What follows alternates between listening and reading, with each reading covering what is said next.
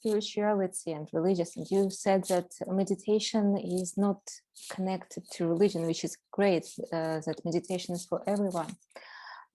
So what about the spiritual part of meditation, and can meditation help us to connect with the Creator, with Hashem?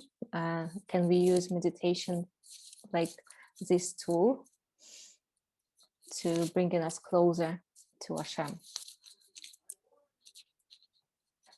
Definitely. The more and more one really familiarizes oneself in meditation and out of meditation, because really meditation is not just the sitting down and closing your eyes, but how then you bring it into the day.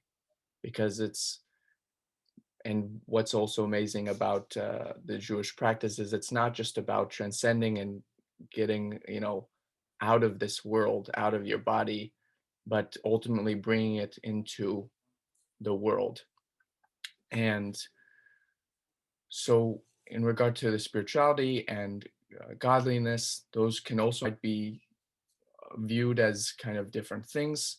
But for the sake, to answer, you can definitely connect with Hashem, with God, with godliness, in that the more and more you begin to recognize and become familiar with one's state of being, how one would like to cultivate, a more of a calmer, effective, let's say kind, just let's say ultimately admirable state of being. We can to also recognize that, as less and less that we have to go out and do some things, but really it's about like connecting and being present.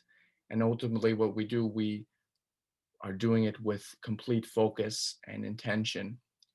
And I begin by talking about these things and with how ultimately you can connect with Hashem, because then you also, in the practice of meditation, you get beyond your thoughts, your body.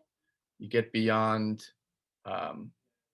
where you are, the time, the environment that you're in, and really you're getting to such a present state, because ultimately we are souls having a body experience.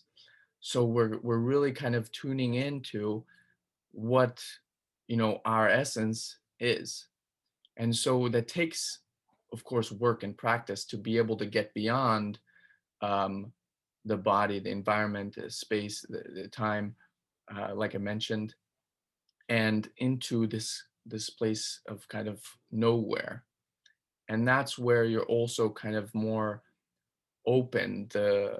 On a scientific basis, you're the center, the part of the brain that's like your center of identity, the neocortex, the ego, that begins to kind of turn off. So you're much more of a open, you're much more of a vessel to receive more kind of godliness or insight or downloads that are godly experiences or experiences of godliness.